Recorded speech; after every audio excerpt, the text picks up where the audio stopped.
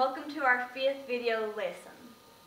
This is 1-5, the distributive property, and remember to date your paper. So go ahead and get your title and the date, and as always your I can statement, what we hope we'll be able to do by the end of this lesson. Your I can statement is, I can use algebraic properties, and specifically for this section, the distributive. As always, to get our section started, we're going to begin with the vocab. And our very first vocabulary word is actually the title of our section, the distributive property. It states the distributive property, and you distribute the outside term to all terms inside parentheses by multiplication. And if you notice off to the far right side here, I left room for an example. So leave yourself a little bit of space to write a small example, even if it's just in the margin.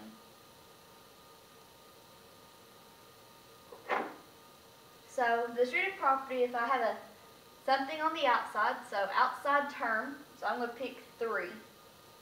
And then I have a parenthesis and I have numbers inside there, like 1 plus 2. What I do to show the distributive property is I have to multiply the outside term to everything inside. So I have to say 3 and then times 1. And I'm going to use parentheses to show the multiplication. So 3 times 1. I drop down my plus sign and I distribute again. 3 times 2. So 3 times 2. And if you notice up here inside the parentheses, I have 2 numbers. I have 1 and 2. Down here I have both these numbers being multiplied by 3. So that's how you distribute. Take your outside term, multiply it to everything inside the parentheses. 3 times 1, 3 times 2. Okay, this is as far as I'm going to take that one for now. Our next definition comes from this one. We introduced the word term. So, what are terms? Terms are numbers, variables, or product quotients of numbers and variables.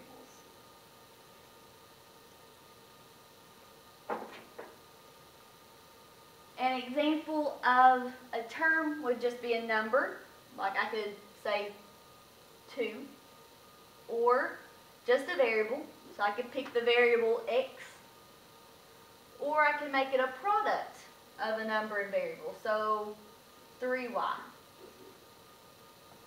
Okay, so those are all examples of terms. So a number, a variable, or product of a number and variable. Now, terms are very particular because they have what we call like terms. And they are terms with the same variables and the same exponents. Same variables and the same exponents.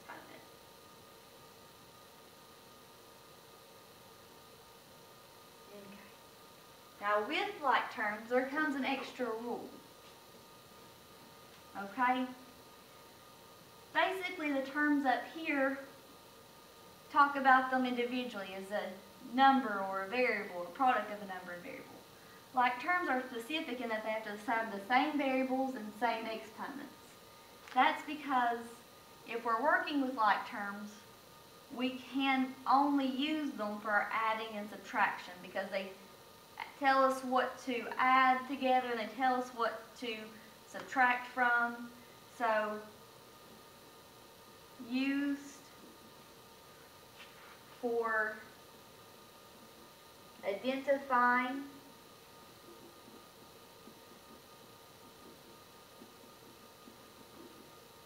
terms that, screw it down just a little bit, can be added or subtracted. The like terms tell us what can be added or subtracted together. Now an example of a like term is if I have like 5x and 2x. because they both have the same variable. Even though their numbers in front are different, it just says same variable, so they both have x's. Also another like term would be if I had like n squared and 4n squared, because they both have n's and they both have the same exponent of 2. So they're the same variable with the same exponent. Same variable, same exponent. Now, after we have our like terms, we have our equivalent expressions. Equivalent expressions are expressions that denote the same number, equal the same.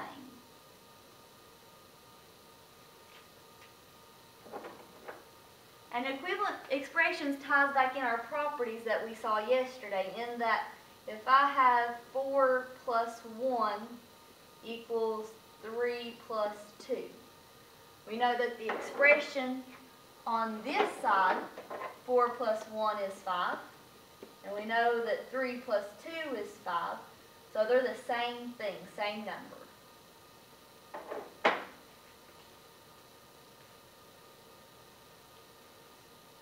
Simplest form. We're going to have to use this one quite a bit today. Simplest form is to reduce or simplify expressions until there are not any like terms or parentheses. So you want to simplify or reduce the expression until there are not any like terms or parentheses. An example of that would be if I had y squared plus y. I couldn't take this any farther because he has a power and he doesn't. So even though they're both y's, they're different. He is a y squared, so different power. So I can't take this any farther. That's as far as it can go. That's simplified because they're both different. Or even if I had 3x minus 4w. That's as far as I could take this one because different variables.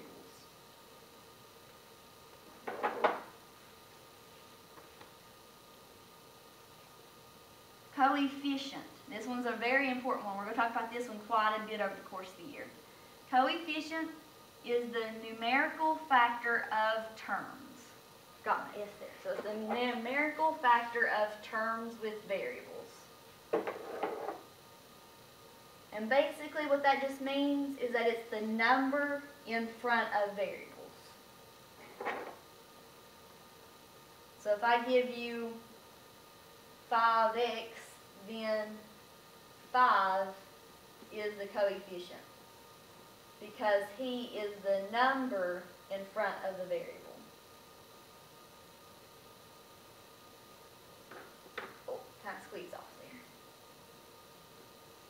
there. So 5 is the coefficient because he is the number in front of the variable. And then the last one is our constant. So constant is just numbers without variables. We call them constants because they're not going to change. They're the numbers that are going to be there no matter what. So constants, the numbers without variables. And just an example of that would be 7. No, it's just a number, nothing else happened to him. Or if I even put an expression of 3x minus 8,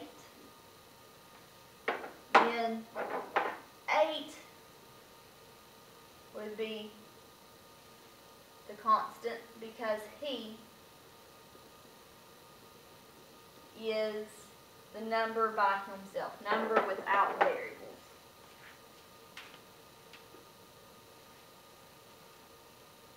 Okay. Now I know that's a lot of terms, but basically all the examples just build off of these. So for examples, we're given the directions to show distributive property and evaluate. So we must show the distributive property to evaluate these expressions. So for number 1, we get 8, and then inside parentheses 10 plus 4, and then close the parenthesis. Now, to distribute, we take our outside term of 8, and we distribute him in. And I call this showing the rainbow because where I make my arches into the parenthesis, it'll eventually look like a rainbow. So 8 times 10. Remember, I use a parenthesis here, so 8 times 10. Drop down my plus sign, and then show the rainbow again. 8 times 4. So 8 times 4. And if you look at the arches, it kind of looks like a rainbow now. All we have to do is multiply. 8 times 10, 80, plus 8 times 4, 32. Add them together, 80 plus 32 is 112. Box that guy in, we're good. Now number 2, we're given parenthesis 12 minus 3, close it off, and then 6. So it's a lot like number 1, but my number on the outside is on the right side. That's okay, we still do it the exact same way. We have a parenthesis, we have a term on the outside, so my term is 6, and I just distribute him in. So I always like to go to the farthest one on the left first, go from left to right inside the parentheses. So 6 times 12, and then once again drop down my minus sign, and then 6 times 3. And right here, order does matter when you distribute, because if you notice that minus is in front of the 3, so that minus has to still stay in front of that 3. So then we just multiply. 6 times 12 is 72. Oh, sorry, 96. I was thinking 6 times something else. 6 times 12 is, nope, I was right, 72. Sorry about that. Minus 6 times 3 is 18. 72 minus 18 is 54. Okay. Now, the first 2 examples just dealt with numbers, so we had to evaluate fully to where they simplified all the way out to numbers. Now, on the next 2 examples, we're going to have where they involve variables. So, example 3 says 5 times g minus 9. So, go ahead and write that one down. And we're going to distribute. So, 5 times g. 5 times g. Drop down my minus symbol because he's in front of the 9, so he has to stay there. And then 5 times 9. Okay, then 5 times g, 5g. Minus 5 times 9 is 45. Now here's where we have to look. We have a term with the variable and a term without one. So I can't add these 2 together. I can't do 5g minus 45 because they're different. This one has a variable, this one does not. So this is simplest form right here because I have a term with the variable and a term without a variable. All right, the number 4, I have 3 and then parentheses 2x squared plus 4x minus 1. Okay, so I have 3 terms in this parenthesis, but I can still do it because once again, we're just going to distribute our outside term of 3 to everything inside. So instead of doing it twice, I'm going to distribute 3 times. So 3 times 2x squared. All right, drop down my plus sign. 3 times 4x.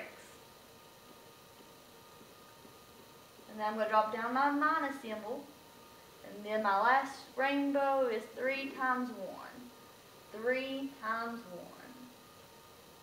1. Okay? Now we multiply. And all we do is just multiply these numbers in front. Over here on this one, g didn't have anything in front of him, so I could just say 5 times g is 5g. This one does, so I'm going to say 3 times 2 is 6. And then my x squared just drops down. Plus, once again, multiply my numbers. So 3 times 4 is 12, and my x drops down. And drop down my minus, and then do 3 times 1 is 3. So you get to this last step, and you have to check to make sure it's in simplest form. These up here were easy because it was just numbers. This one over here was easy just because it had one variable and just a number. This one's a little bit different because we have terms with variables, and both variables are x's, but this x has an exponent of 2. This x doesn't have an exponent at all. So they're different. This one is x squared, this one's x, this one doesn't have anybody. So that is simplest form. That is as far as it can go. Okay, the last two examples deal with the like terms again, kind of like number 4. Well, we're just going to do this number. There we go. So examples, are we're told this time to just simplify. And we're given 15x plus 18x. And we check them to see if we can add them together. We have an x here without an exponent. We have an x here without an exponent. So 15x plus 18x is going to give us 33x.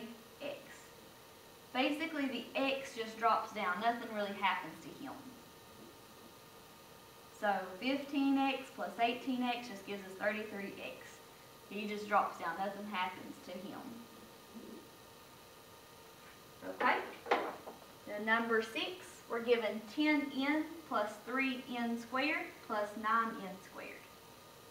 So once again, we're looking for like terms. That means the same variable with the same exponent that we can add together. So I start first with my 10n. Does he have anybody else he can go with? Do I have any other just n's without any exponents? No. So he just drops down 10n. Now, I have a 3n squared plus, then I have a 9n squared. So they have both n's and both with the exponent of 2. If you notice, I underlined it twice to show where it had the exponents. And this one has exponent of 2, so I underlined him twice. So kind of the same way I did up there. As I multiplied the big numbers together, here I'm just going to add the big numbers. So I'm going to do 3 plus 9. So just add the coefficients. So drop down my plus sign. 3n squared plus 9n squared gives us 12n squared. We box him in because that's simplest form. This has n squared, this one just has n, so they're different, so I can't add them together. That's as far as we can go. Now, if you still have any questions about like terms and combining like terms like on 5 or 6, or if you have questions about distributing like the ones on the examples 1 through 4, please go back, rewatch them, replay them. Remember, first thing tomorrow we'll answer any questions we have. And please be sure you're ready to go. Thanks.